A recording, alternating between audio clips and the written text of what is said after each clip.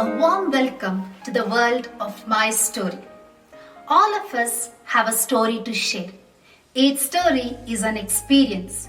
Each experience is a memory that we cherish and nourish. Religious vocation is one such love story of a consecrated person. I would like to begin the love story of my life with a short story. Once there lived a monk and a woodcutter. The woodcutter frequented the forest. One day he met the monk and the monk told him, "My son, if you trust me, go little into the forest. A day's work will fetch you a week's money."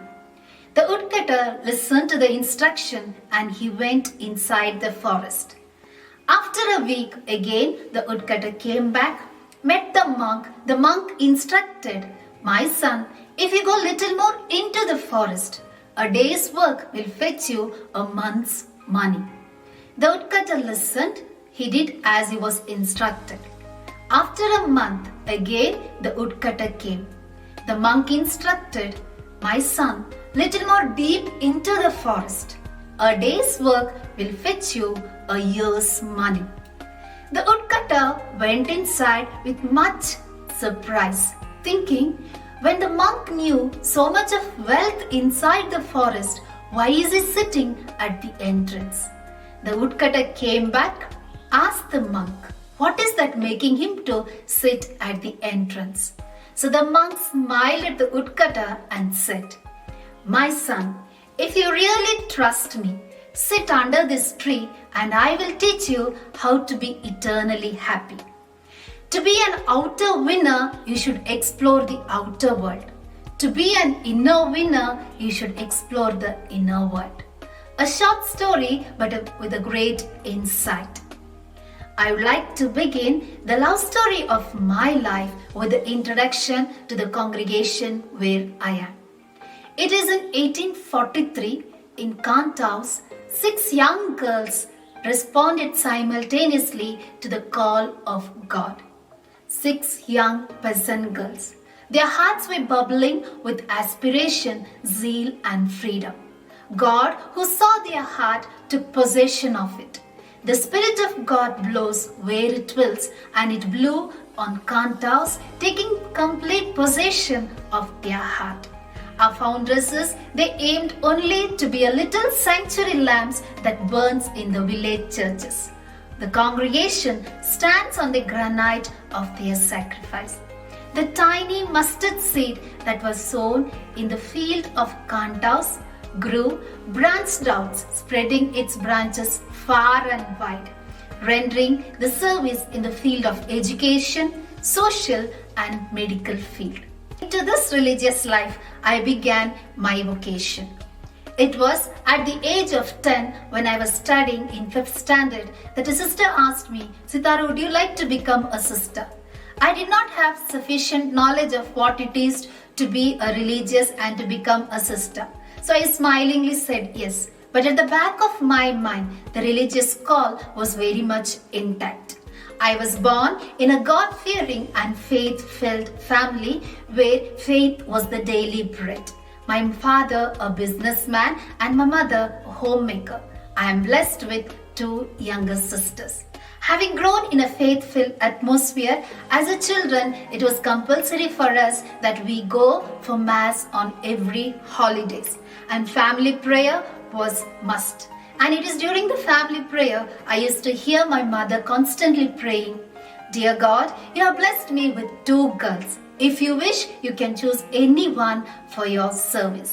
So constantly I heard this, and it was my grandmother who used to take me for mass and who used to encourage me, and she used to pray for me. So with that, I finished my primary and I joined St. Joseph's Convent School at Madikeri, run by Sisters of St. Joseph of Taps. As I was nearing to 10th and I was preparing for my board exam, it was Sister Geraldine, the HM of the school, who saw me and approached me and asked, "Sithara, when are you joining us?" This put me into perplexion because nobody knew that I wanted to join convent.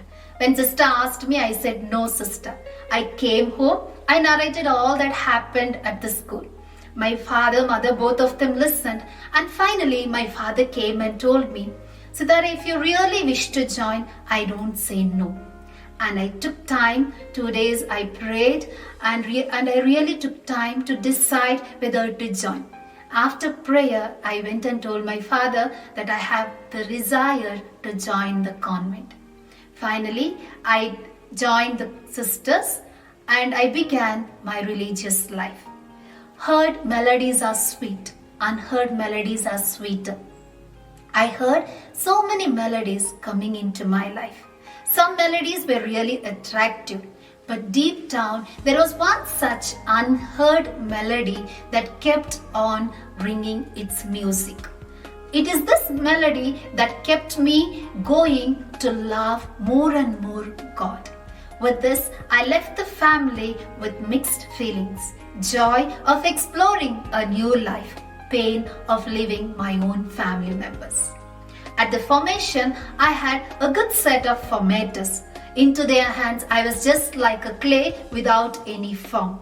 The process of mixing, molding, shaping and reshaping had its effect. Sometimes the process was very painful, but sometimes it was really good.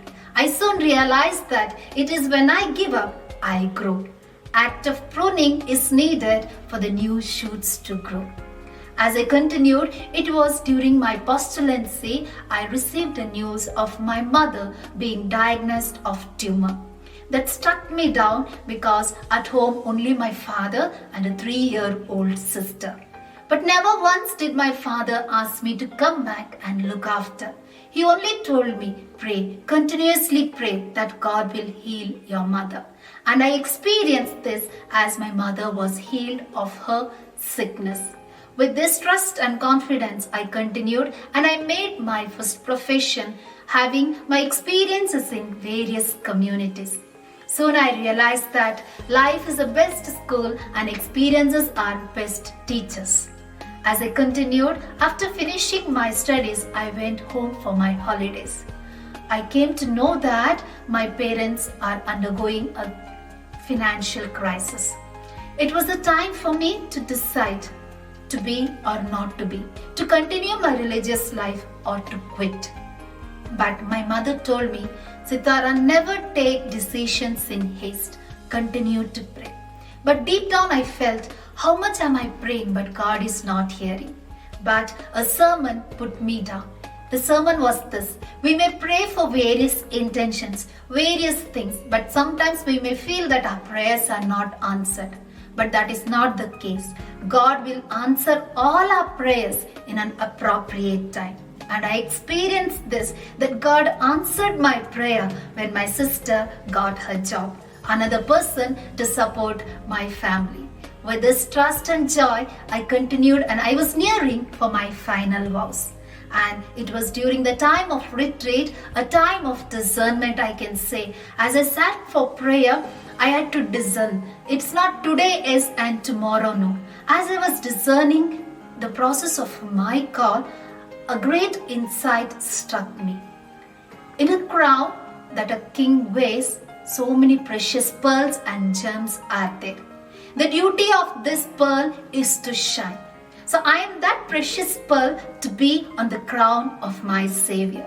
That put me at ease and I continued praying and I made my final vows along with my 10 companions, joyfully saying that we have come together for communion. Soon after my final vows, there was a great gift that was awaiting for me. It was not that I expected, but I got it. A physical ailment that shattered me to the core, but soon I realized that a little bit of sand in an oyster turns out to be pearl. A little bit of sand of pain in my life is turning me into a pearl. So today, what I am, if I have grown up to this level, is mainly because of the constant support, encouragement of many of my sisters.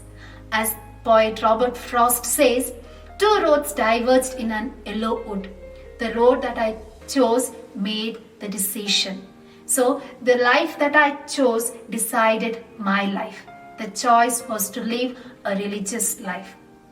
So today I would like to say, the more I know the Lord, the more I want to love Him. The more I love Him, the more I want to serve Him. The more I serve Him, the more I want to give Him. This is the love story of my vocation. So, if you wish to join the Sisters of St. Joseph of Tarbes and to have a delightful experience in the Triune God, please contact us to the address that is displayed.